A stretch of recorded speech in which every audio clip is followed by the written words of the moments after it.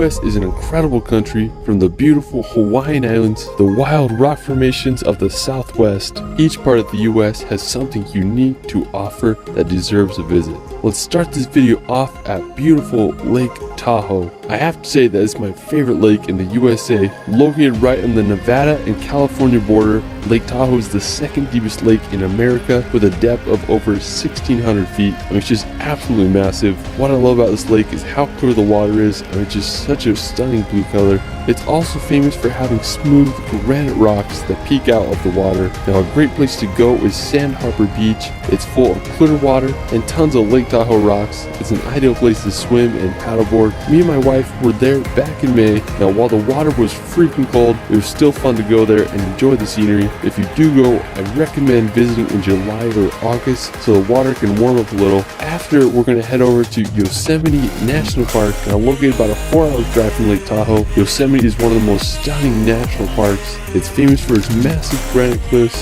clear streams, and powerful waterfalls. One of the coolest features of the park is Half Dome. It's this gigantic piece of granite that rises over 5,000 feet from the valley below. One side is a sheer cliff, while the other half has the appearance of a rounded dome. One of the most famous waterfalls in the park is Yosemite Falls.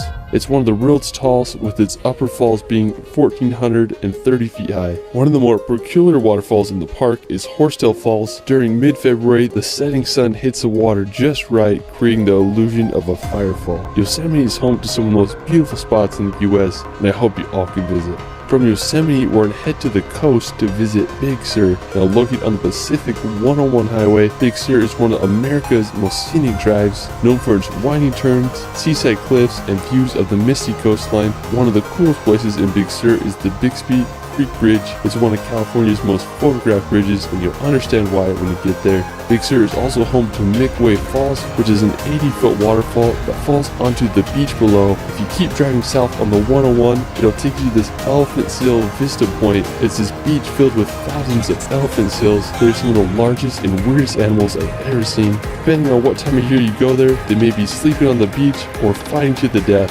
Pretty crazy animals. Now, while we're still in California, we're going to visit the California redwoods. Now, the redwoods are the tallest trees in the world, with the highest reaching 379 feet tall. There are groves of redwoods scattered along the northern California coast. There are plenty of places to see them. I went to the Jedediah Smith Redwood State Park. We explored the grove, and I was just blown away by the size of the trees. Not only were the trees amazing, but just the whole ambience of being there. The trees pretty much blocked out all sunlight, and then the ground was covered in these ferns that made it feel like you were in a Jurassic Park film. It was such a magical place. Now, after exploring California, we're going to make the drive up to Oregon. Now, I have to say that Oregon is one of my favorite states. It's home to massive volcanoes and countless waterfalls. Me and my wife did a road trip through the state about a month ago, and it was extremely enjoyable. Oregon is home to some of the best coastline in the USA. I highly recommend just driving down the 101 Coastal Highway. One of my favorite stops was this place called Meyer Beach. It had these massive rocks, and we had the beach all to ourselves. Another scenic spot is the Samuel H. Boardman Scenic Corridor. It's one of the most beautiful spots on the Oregon coast, in my opinion. If you keep driving up the 101, you'll reach Cannon Beach. When you think of Oregon, you might think of Cannon Beach. I remember first seeing this place on Steven Spielberg's movie The Goonies, and I've wanted to go ever since. It's famous for its haystack rock. It's this massive 235-foot sea stack that shoots out of the ocean. In 2013, it was listed as one of the world's 100 most beautiful places by National Geographic, and I totally understand why. It's a wonderful beach to relax or jump in the water if you can handle the cold. After Oregon, we're going to head up to neighboring Seattle. Located in the state of Washington, Seattle has to be one of my favorite cities. I just love how it's built right on the Puget Sound, contrasted with a skyline full of skyscrapers and a backdrop of the massive Mount Rainier. Now, one place you gotta visit if you're in Seattle is Pike's Place. It's a public market that has been open for more than 100 years. It's full of fresh produce stands, unique shops, and the world's first Starbucks. I just love all the colors, smells, and just all-around vibe. Pike's Place is also home to the Gum Wall, it might gross you out, but at least it's full of colors. After Seattle, we're gonna head up north to visit Alaska. When you think of untamed wilderness, Alaska is it. And it's just a land full of some of the world's biggest mountains and glaciers, and it's one of the few places in the USA where you can see the aurora borealis. When I look at these landscapes, I mean, they're just so vast and untouched. I mean, it's unbelievable. One popular form of transportation is by helicopter or bush plane because some spots are just so remote. So if you ever want to escape the chaos of the world, Alaska may be the place you gotta go. After Alaska, we're gonna head over to Hawaii to visit the island of Oahu. All the Hawaiian islands, I have to say Oahu is my favorite. I lived there for over 8 months on the North Shore, and it was some of the greatest times of my life. If you love hiking, surfing, or adventures, Oahu is the place for you. One of the most popular places on Oahu is Waikiki. It's the perfect combination of city and ocean. The beach is lined with high-rise hotels and shops. It is a perfect place to surf and catch some waves. Another one of the most famous places on Oahu is the North Shore. The North Shore is 17 miles of coastline that is home to some of the greatest surfing in the world. One of the most well-known beaches on the North Shore is the Bonsai Pipeline. The waves are created by a super sharp and dangerous reef that causes the waves to break just right. During the winter months, some of the most popular surfing competitions are held here, and the waves can reach over 20 feet high. When there aren't crazy waves, I love swimming on the North Shore. The water is so clear and the waves are just such a fun time to swim in. While we're still in Hawaii, we're going to head over to the island of Kauai.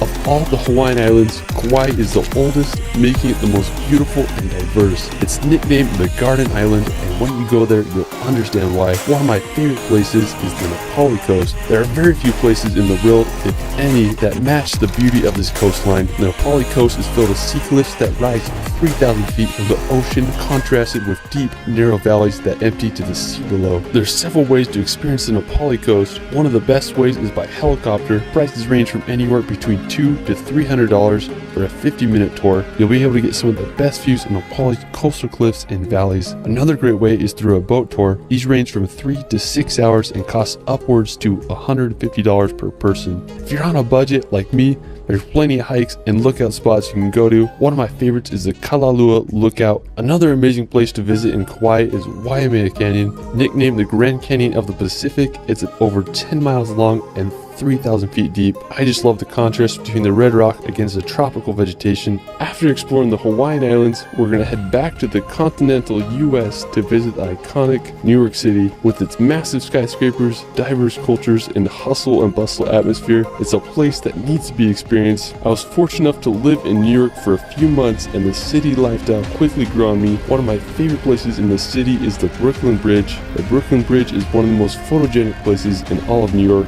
It's this massive bridge that connects the boroughs of Brooklyn to Manhattan. The bridge was finished in 1883 and it's become one of New York's most popular attractions. I used to love walking across the bridge and enjoying the view of Manhattan and the water below. The bridge is a great place to experience during the day, and it gets even more stunning at night because you'll be able to see the city lights. One of the most famous places in New York City is Times Square. It's one of the world's most popular tourist attractions, bringing in over 50 million people each year. It's full of thousands of lights and advertisements. I mean, there's just so much energy there. You can walk around there for hours. There are entertainers on the street and tons of other random attractions. Now, if you want a nature break from the city, you can explore Central Park. Opened in 1876, it's home to beautiful bridges, tons of walkways where you can exercise or ride a bike. I mean, just such a beautiful contrast between the hectic city life. After exploring New York, we're going to head over to the nearby region of New England, now located in the northeastern part of the US. New England is comprised of Vermont, New Hampshire, Massachusetts, Connecticut, Rhode Island, and Maine. New England is one of the most historical regions in the US. It's where the Pilgrims settled in 1620, and it's also where the Revolutionary War was born. I mean, just such a fascinating region. The most populous city in New England is Boston. Located in the state of Massachusetts, Boston is one of the oldest municipalities in the U.S., founded in 1630 by the Puritan settlers. Historical events such as the Boston Tea Party took place during the Revolutionary War here. Today, Boston is a thriving city home to universities such as Harvard and MIT. Now, if you want to escape the city and see some nature, I suggest going to Vermont. This may be one of the best places to visit during fall. The trees turn to unbelievable red, orange, and yellow colors. Vermont is also home to historical towns such as Brattleboro. Now, another one of my favorite states in New England is Maine. Maine is the northeasternmost point in the U.S. as it borders Canada. It's famous for its scenic coastline filled with lighthouses and lobster shacks. One of my favorite cities in Maine is Portland. It's a charming city on Maine's coast. It was first settled in 1623 by European settlers. Today it's known for its old port district and harbor. One of the coolest places is the Portland Head Light. It's a historic lighthouse that was built all the way back in 1791, making it the oldest lighthouse in Maine.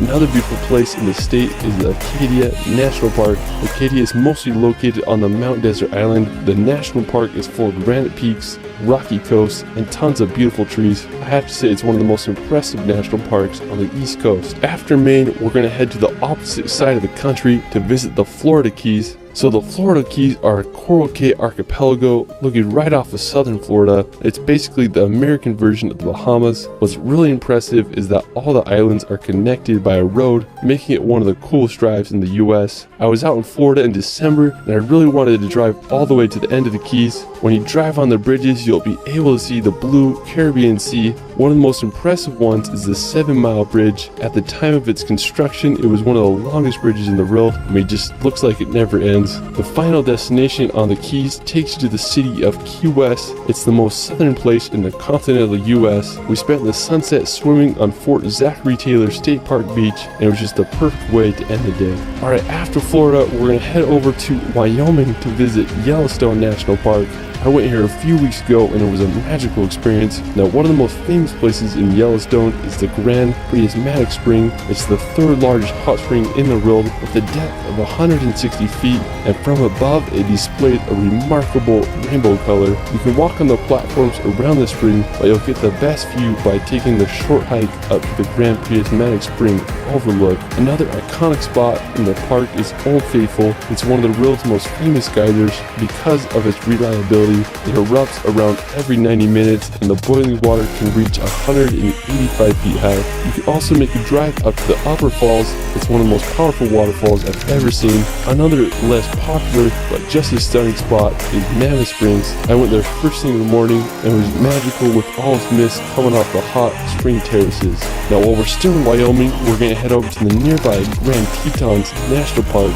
I have to say this is one of my favorite national parks. I just love the incredible scenery and the unique, jagged shape of the Grand Tetons. I mean, there's tons of hikes to go on. One of my favorites is to Delta Lake. It's a somewhat challenging hike, but when you reach the top, you're rewarded with a blue Gatorade-colored glacier lake that has the backdrop of the massive Grand Teton Peak. It was just hard to beat the location of the spot. When I went there, I just had to jump in the water. I have to say it was some of the coldest I've ever been in, but nothing makes you feel more alive than a polar plunge in some glacier water. If you want a more relaxed experience in the Tetons, you can take the ferry across Jenny's Lake and then make a short hike up to the waterfall. Now, after Wyoming, we're going to make the 2-hour drive to Idaho to visit the St. Anthony Sand Dunes. I mean, this place is bizarre. It's over 10,000 acres of sand dunes right next to some farmland, and it just feels so out of place. But the whole area is the ultimate playground. Some of the dunes reach 400 feet high. Now, if you love riding dune buggies or dirt bikes, this is the place you gotta go. My grandparents live nearby, so I've come here many times. Whenever I'm here, I feel like I'm in Dubai or somewhere exotic. It's just such an epic place you gotta visit if you're ever in Idaho. Now, after Idaho, we're going down to Utah to visit the famous Bonneville Salt Flats. The Salt Flats are located about 2 hours west of Salt Lake City. It's one of the craziest locations in Utah and the world. It's basically 30,000 acres of mud covered in a layer of salt. There's no vegetation, so all you see is white and the surrounding mountains. The Salt Flats have been featured in many music videos and movies such as Pirates of the Caribbean. I love coming out here and just messing around on the salt, whether it's setting up a tramp on the salt flats or jumping over my car. Since the salt is completely flat, the world's fastest land record has been set here. If you do go, be cautious about driving on the salt because you can sink your car if the salt isn't dry. Now, when it rains, the salt flats become the world's largest mirror, and it's just truly a surreal place that you have to visit if you're ever in Utah.